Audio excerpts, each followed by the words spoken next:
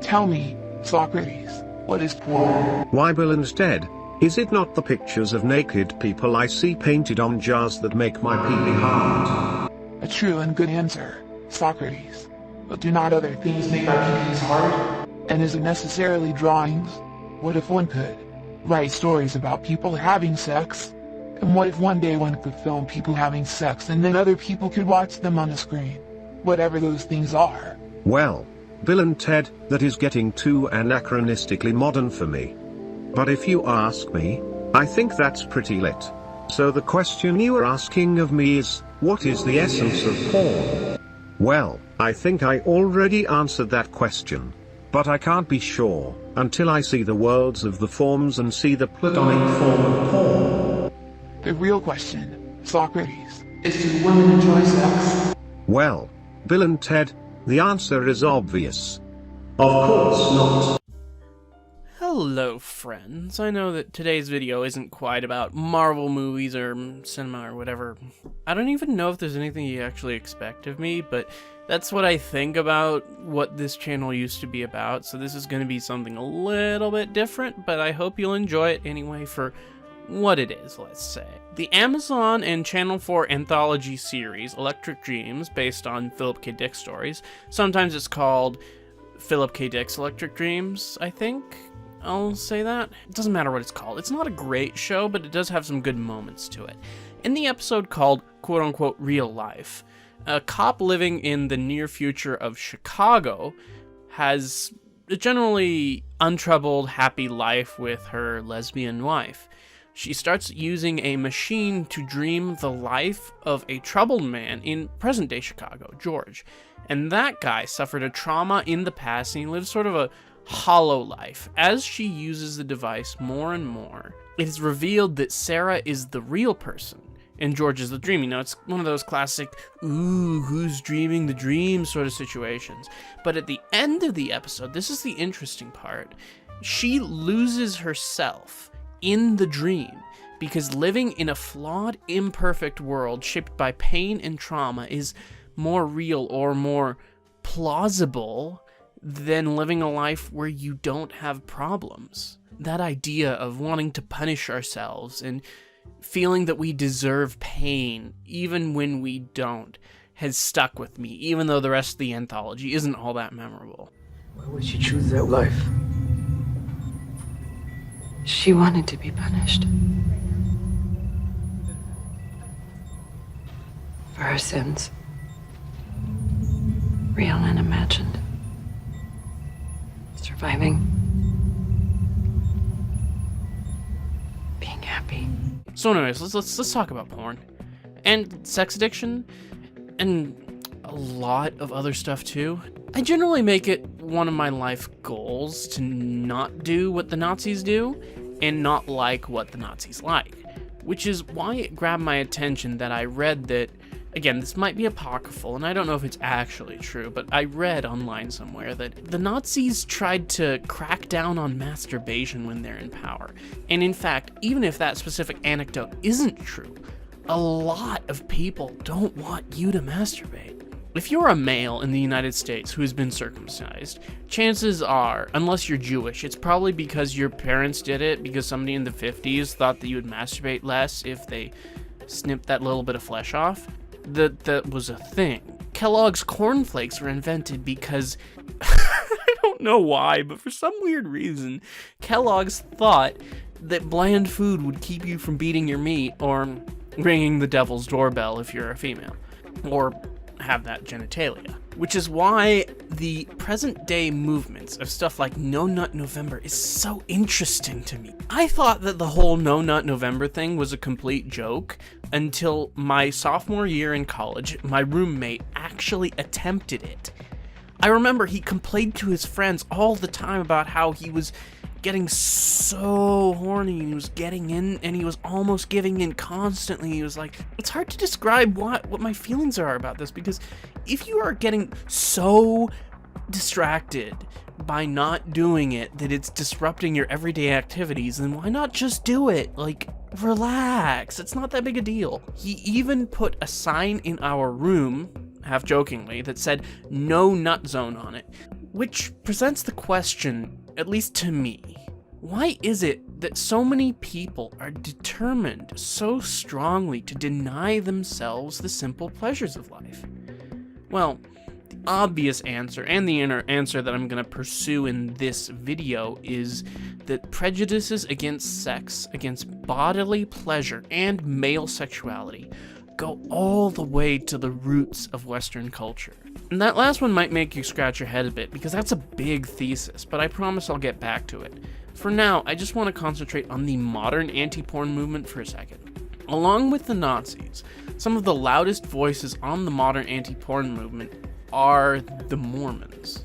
One of the premier anti-porn organizations in the country, Porn Kills Love and all that, is founded by and run by Mormons out of Utah. And once again, I would not be surprised if they were funded by the church, but they will deny that vigorously. They will say, we follow the science, we follow the information, even when they don't, but we will get into that. And don't pay attention to the biologists and the clinical psychologists and all the experts who say that porn addiction isn't real, and the fact that it was not included in the DSM because of a lack of scientific consensus on whether or not it even exists. It's very real, and the cultists who don't like coffee will tell you that science is on their side because they have some cherry-picked statistics from 1 or 2 papers that have been interpreted badly. Yes, I am annoyed by this. I want to pause a second here to explain my perspective, because I am not a scientist. And I'm not here to convince you about the facts, because I don't think people work like that. I do not know enough about the field to even claim a hint of expertise. But I do have a good nose for smelling bullshit. And what I hope to do here is not uncover a specific set of facts or claims or principles, but the philosophical worldview that underpins these kernels of evidence. Besides, I don't really think it's useful to talk about the facts in this context. Have you ever managed to successfully persuade anyone with facts? I haven't. I've tried to persuade my best friend's mom about Trump being bad, or telling his dad that Nazis were not socialists till the cows come home, but I don't think that did anything except annoy each other. You always need to look at the stories people are telling themselves and about the world around them. And you need to get people to change their minds by telling them a better story. Socrates, what is a sex? A sex is when the thingy goes in the you-know-what and then Dumbledore bursts out of the forest to surprise the couple. Sounds embarrassing, but not. What happens in a culture where we both glorify sex, but we build a giant taboo around it and heap a giant bundle of gender restrictions and norms about who can have sex with whom, when, how, why, and in what order? Well, you get a bunch of sexually repressed nerds buying sexy body pillows from furry conventions, and then a bunch of alt-right weirdos who really like looking at anime girls but do their best to not touch their dicks so they can preserve their masculine vitality or something like that. And yes, I'm not just talking about the Proud Boys here, it's more than that. And then there's the Catholic fucking church, as well as Dr. Kellogg's Cornflakes Bland Food Man that I mentioned earlier. There's one issue that cuts to the core of the porn debate for me, and I hope you will follow how I connect these issues. It's sex addiction. It's a common talking point for people on the anti-porn, anti-masturbation agenda to say that watching porn changes the brain, much like a drug, like crack cocaine or heroin, or insert bad, evil, scary drug here. Well, does it? It's funny you asked, because there's a very lively debate about that within the scholarly field right now. Sex addiction was considered, but rejected for addition to the DSM-5 just 10 years ago because of a lack of accuracy in diagnosis. The DSM-5 being the 5th edition of the American Psychological Association's booklet, the Diagnostic and Statistic Manual of Mental Disorders. Back in the 1970s, homosexuality was removed to the DSM for similar reasons. Why are you gay? Well, television presenter man, it is funny that you ask. What is gay? What is it to be gay? Is gay a state of being? An ontological state? An activity? A directionality? Is sexuality an odor that emanates from the genitals and permeates everything? If gender does not be real, then how does sex or gay people be real? I am very smart. Psychologist David J. Ley, in his book, The Myth of Sex Addiction, posits that sex addiction is not a specific, diagnosable behavior, but rather a blanket term used to cover any sort of conditions or behaviors which fall outside of societal norms about sexuality and sexual expression. Sexual addiction recovery groups will tell similar stories to you. They will tell you about men drawn into porn, drawn away from their faithful, loving spouses. It's how they suddenly become misogynist because of looking at porn, body image issues regarding their spouses. Then they fall deeper into a hole of not respecting women, viewing women as objects, and eventually hiring, gasp, sex workers, or going further into criminal behavior involving minors. God forbid we hold men accountable for their infidelity or pedophilia. Well, let's just blame the fact that they watched porn. A particular worry for psychologists like Ley in this is overdiagnosis. For him, some of the toxic or damaging behaviors we see in the realm of sex addiction should just be seen as phenomenon of other non-specifically sexual psychological issues. A person who compulsively masturbates, for instance, might be suffering from social anxiety or obsessive-compulsive disorder instead of sex addiction.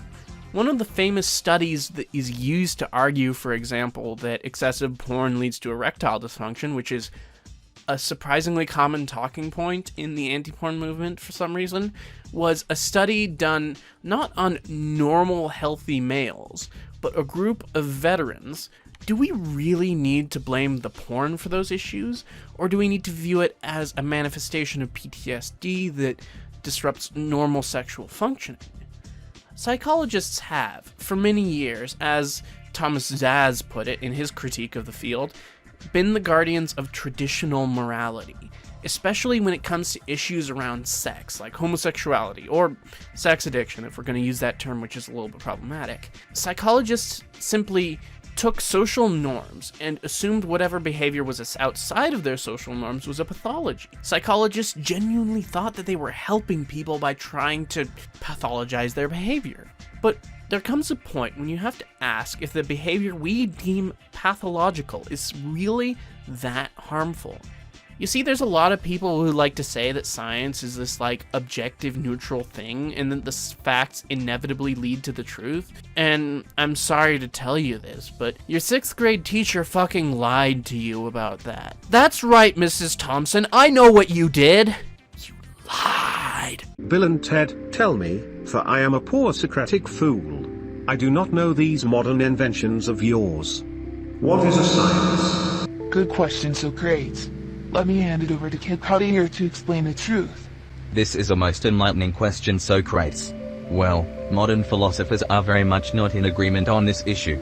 I personally follow the phenomenological approach towards a priori and a posteriori knowledge which posits science as an instrumentally mediated form of perception, a special tool. As Heidegger says, it is ready to hand in a specific way, a kind of fruitful attention to the way things are in a quantifiable way rather than an immanent way.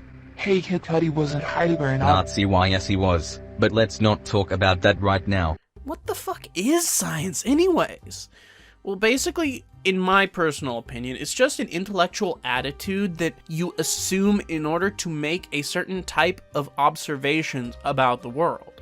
Whether it's the world as it is or the world as we perceive it, as Kant says, I don't give a shit. It doesn't matter. Because of a bunch of fucking neckbeards who thought they were really smart like Descartes and Bacon, we now assume that science and reason are these unbiased, inflexible, infallible pillars of knowledge. Two especially relevant critiques of scientific thinking that I want to mention are the American pragmatists, people like Richard Rorty, as well as the continental tradition.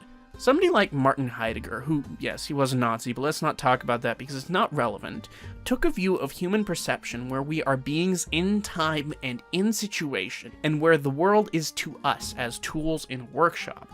This is relevant to us because perception becomes not just an passive act of receiving information from the world like a TV screen, but it is an active reaching out of us into the world. And science is when this act becomes mediated by certain techniques, physical tools, and intellectual methods which have been proven to give more accurate or more fruitful results. But at the same time, who decides what gets studied and how those studies are structured? The scientists, of course. And what you study, where you look, how do you decide that? How do you decide what is worth studying and why it is worth studying? You always start with your assumptions and your biases. I doubt Galileo or Copernicus already knew that the sun didn't revolve around the earth when they started looking into the sky. Rather, they already assumed that and they wanted to learn more about it. Then, only when they were faced with incontrovertible evidence against that idea did they change their minds. The problem is, especially when it comes to people and our minds, the evidence is rarely as clear-cut as it was with those first few experiments that set the scientific revolution going. Haha. Now that I have elaborately studied the contents of my mind, I have found that God exists. He exists in my mind, and the idea I have of God is an idea that is greater if it exists. Therefore, since it exists in my head, I have scientifically proved God exists. Fucking what you funny. The work that Evelyn Hooker did in the 1950s around homosexuality is a particularly elucidating example. See, Mom, I'm smart because I used the word elucidating, so you can now look at me as an intelligent person because I wasn't otherwise. Until her study, most of the scientific literature around gay men, because again, gay women didn't exist at this point, neither did bisexual people of any gender or transgender people, because all of those were invented in the 1990s. All of the research that had been done on gay people were of gay men seeking psychiatric treatment. In other words, it's easy to assume that all gay people are mentally ill if the only gay people you study are the mentally ill ones. Her 1956 paper revealed that if you study a general population of gay people instead of ones receiving psychiatric care, then, according to any psychological diagnosis, you can't tell gay people from straight people. And some of them are even well-adjusted, the fucking chads. This is where Richard Rorty comes in. Rorty posits that certain problems in philosophy, like the mind-body problem, are consequences of the philosophical vocabulary we have inherited instead of being real problems in themselves that need solving. Bringing all this back to sex addiction, perhaps you'll understand a little bit better now what I mean when I say that sex addiction isn't a thing so much as a blanket term for what psychiatrists have seen as non-normative sexuality. It's whatever sexual behavior that manifests as above or beyond the societal norm for how people should behave. And it's not a coincidence that given male sexuality, gay and bisexual men are stereotyped as hypersexual perverts who can't get enough dick. But anybody outside of those norms, and especially those who are on the promiscuous side of things, have historically been demonized. Of course, this started with Greek norms about what men should be and how they should view sexuality, and of course their views of women too, because they were very misogynist in Athens. And then the rest of us just uncritically adopted all of that language and those assumptions, and we're dealing with the consequences today. And then psychology came along and took those assumptions and lent them an air of intellectual or scientific rigor. And now that psychology finally casts off those remnants of the past, they are brought up and appropriated by far-right weirdos. It's not a coincidence that gay conversion therapy tries 12-step addiction recovery model to try and make people not gay anymore. Imagine being so deluded as attempting to try and change somebody's sexual orientation as if they were trying to quit cigarettes. Freud would be ashamed of you. This whole sexual addiction topic is so ridiculous, and that's why I'm so interested in it. It's so obviously untrue if you look at it with any sort of intellectual rigor, but most people adopt it anyway. You wouldn't say you're addicted to breathing, or water, or food, even though we can't live without them, and you start to have withdrawal if you stop drinking water. Those are normal things that everybody needs to participate in to survive. And when somebody does engage in overeating or undereating or any sort of eating or drinking disorder, there's usually another societal factor involved. It's not just you and the food. And that's the same case with porn and sex addiction too. One of the problems with talking about the anti-porn movement is that they do kind of almost have a point, but in the worst way possible. And even when they do have a point, you know that they're not engaging with that point in a good faith method anyways. They talk about the effects of porn on the body image for women, as well as men's idea of the way women should look, and that is completely fair. But I don't think that the Catholic sex addiction recovery group is really on the side of the feminists here, do you? And if you need to talk about that, you should go way beyond just pornography. A man's idea of what women should look like doesn't start when he just opens up Pornhub and starts meeting his beat. It starts from the first time he sees an underwear model on a billboard, when he sees a Marvel movie, when he goes on Instagram or Facebook or Twitter, when he chats with his friends on Snapchat. All of these cultural factors that go back to the roots of our society impact our image of what a man or a woman thinks about what the ideal male or female shape is. But that's not what these people are talking about. Like I was saying earlier, I don't think the Catholics or the Mormons or the Nazis are really trying to challenge the way that men and women interact. They want to reinforce those stereotypes, but just stop you from touching your penis, and apparently that's going to solve everything. They talk about pornography as if it exists in a vacuum away from all of those cultural factors. Eliminating the pressures women have to be thin and to be a certain shape will not go away for whatever vaguely anti-Semitic reason you want to get rid of Pornhub from the internet. Tell me, Levinas, what do you do if the worst person you know kinda has some good ideas? Are you talking about J.K. Rowling? Because I don't give a shit. No, I am talking about Heidegger. Isn't he a big influence for you? But aren't you Jewish? And he was kinda maybe sort of almost a Nazi. Well, in that case you write your philosophy in order to redeem his philosophy in a way that argues morally against his politics. So basically Harry Potter says trans rights. Yes. Good and cool. Let us write.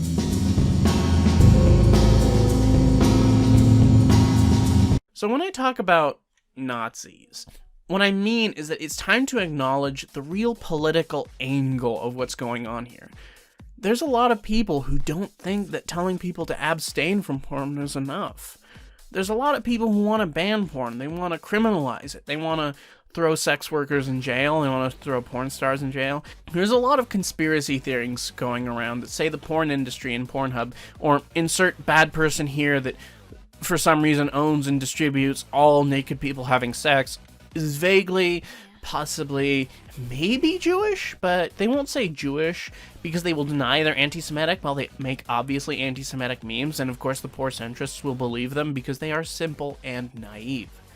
And along with this, there is a feminist or left-wing critique of porn and the way women's bodies are subjected to the male gaze and commodified under capitalism.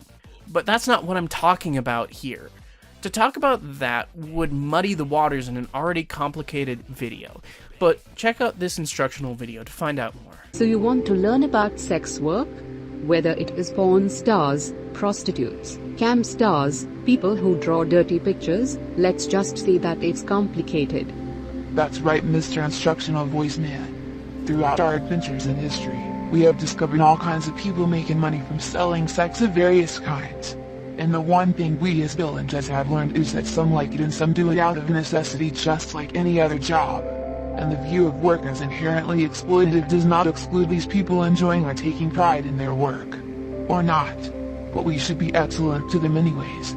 Thanks Bill and Ted's for the good and true advice. Point is, there's a lot of people who have a lot of different beliefs about this. But what I'm talking about here is not any one of their beliefs specifically, but an attitude that I believe they share. It's that sexuality is something separate from the rest of our being. Let me explain that. It is certain that porn as it exists today is not a necessary part of human existence, but what it is a culturally determined instance of a larger tendency in human nature, and especially in male sexuality, which is to create things that titillate, that excite the audience sexually, that provide the thrills to the nether regions. But I do have to ask, aren't we missing something here? Why, yes. Yes, we are. Yeah. What's that? Here, open it. No, I don't want to take that from open you. It. Come on. No, it's just something silly. It's just a little thing. Go ahead. Okay. All right. Open. What the fuck is this? It's actually pretty good. What is the matter with you? Have you seen it? You crazy? It was made by this Danish woman in the 70s. It's probably not what you're used to looking at, but it's pretty hot. If you peruse those anti-fap boards, you'll notice that most of the people who follow them are men. Now, there are women on there, and that seems to be growing, but they do tend to be in the minority. And if a woman posts, there will typically be at least one post that noting that, yes, OP is a woman. That's cute. That's curious. And there's a reason for that. The anti-porn, anti-masturbation camp tends to make certain assumptions about what sexuality is. Did you know that immediately after the allegations against him broke, Harvey Weinstein checked himself into rehab for sex addiction? Do you remember when Brock Turner was let off so lightly from those rape charges? Why was that? Because if you buy into a certain view of human sexuality, then those incidents, those abuses, are not the products of a patriarchal system of rape culture, but they are the products of individual men losing control of themselves. And this is the view of sexuality that has dominated Western culture for thousands of years. The ancient Greeks viewed eros, romantic love, as a kind of madness. That what men feel for women, that attraction, that need, can't be resisted. And if you do something bad because of it, it's just a lack of control. But let's also be clear, this is very much a bunch of dudes throughout history writing excuses for rape. The only innovation that sex addiction adds to this is to pathologize male sexuality itself. Most men don't go around abusing women, so therefore that behavior must be a medical problem we can solve, says the psychologist, and in so doing would just pathologize anybody whose behavior lies outside of those socially acceptable norms, and even the ones that aren't unhealthy. And what of women? Well, good news, women, you don't feel sexual desire. That's right. Some of the most famous works of the Western tradition are men erasing female sexuality. Whether this is the ancient Greek view that women are subhuman, or the more Christian view that women must protect their chastity, and thus any desire for them to have sex is breaking with nature, it's all the same. So, am I saying that all these poets and writers basically just make excuses for why women are clearly not into them by writing that women don't like sex, period? Well, yeah. I mean, I guess. I don't know. I'm making generalizations here. Forgive me if I'm doing that. And we, as modern citizens, simply inherit those cultural attitudes and biases. And this should explain why I found this video online showing this guy going to Catholic support group that explains why he became a sex offender by saying he's addicted to porn, you know, instead of viewing that behavior as bad behavior and as a mistake. You do know that women masturbate too, right? Anybody who has ever talked to a woman in their life will probably know this. And some of them watch porn. Not as many as males because of societal and sexual factors, but a lot of them do. Some of them watch gay porn, just like straight men watch lesbian porn. Don Jon, you like porn that is bad, it is unrealistic, and do not watch it. I feel betrayed. Scarlett Johansson, I feel your expectations for our relationship are unrealistic, and you are trying to make me into something I am not. Don Jon, is that not also your view of sex from porn? You do not see me as human. Scarlett Johansson, wow, we really learned a lot about the weak points of each other's worldviews. Turns out centrism is the answer. Hello friends, I am Plato. I believe that you both are aiming at the good, but you are placing your faith in material things and material people. Please look above them to the world of the forms. Hello friends, I am Epictetus the Stoic boy. You must listen to me, find peace in yourself, accept death to be happy. Hello friends, I am Nietzsche. Let me tell you about slave morality. No. In the 2013 film Don Jon, directed by and starring by and written by Joseph Gordon, not Robin, he plays an Italian-American bachelor in his mid-20s who enjoys the single life. He enjoys hooking up with girls. He's generally content with his life. But his special affinity is for watching porn. He'll get up out of bed after he had sex with a really attractive woman, and then he'll just watch porn. He says that he likes it better than real sex. But after falling out with what seems to be the love of his life, he strikes up a relationship with an older woman he meets at community college. She sees him watching porn on his phone, and instead of telling him to stop, she offers him an alternative. You see, I'm fine with people quitting porn. It might be healthy for you personally. I can't tell you what's good for you, but chances are going cold turkey isn't gonna work for most people. And no, you won't lose weight, exercise more, lose your acne, get abs, and get a girlfriend instantly if you stop watching porn. What you need to do is replace it with something better. And maybe not better, but healthier for you. And I can't tell you what that is. But what I do believe is that watching porn or something like it is a basic need, at least for people who have more male-type sexuality. Even though Plato was a goddamn pedophile, he at least got that right, even though he felt the need to overly intellectualize things like a neckbeard. Wait, Kid Cudi, you mean that by observing beautiful people I am not looking at the worlds of the forms but engaging in a directionality based upon the ethical imperative of the other? Well, Socrates, that might be a simplification, and I haven't read a lot of literature lately, so I can't really say for sure, but those are certainly more important elements and better based in our nature and being than anything about the forms that Plato may have told you about. Cool and good, thank you, Kid Cudi. Perhaps the best modern treatise on this concept is the 2018 French horror film Knife Plus Heart. Knife Plus Heart is the story of Anne, who is going through a bad breakup with her long-term partner. She runs a gay porn studio whose actors are being hunted down and murdered one by one by a serial killer. At the end of the movie, Anne sits down in a porn theater and watches one of her old films. She starts to tear up as she sees the old actors who died being their queer selves more freely and more openly than they ever could have been in the real world. And she realized they are all now dead. Throughout the film, they film a porn parody of the real-life murders that are afflicting the company. It's a matter of processing that trauma in the only way they know how. At the end of the film, they discover that the murderer was a gay man who fell in love with his best friend many years earlier. They had a promising, blossoming relationship until the murderer's father set fire to the barn while they were in it, killing his boyfriend. Now this burned hulk of a man watches these films with actors who have what he never could, and it fills him with anger. Porn can be oppressive, but it's also empowering. It's a basic need. It's not a problem to have fantasies or have desires or look at things and want something that you know isn't true, like porn.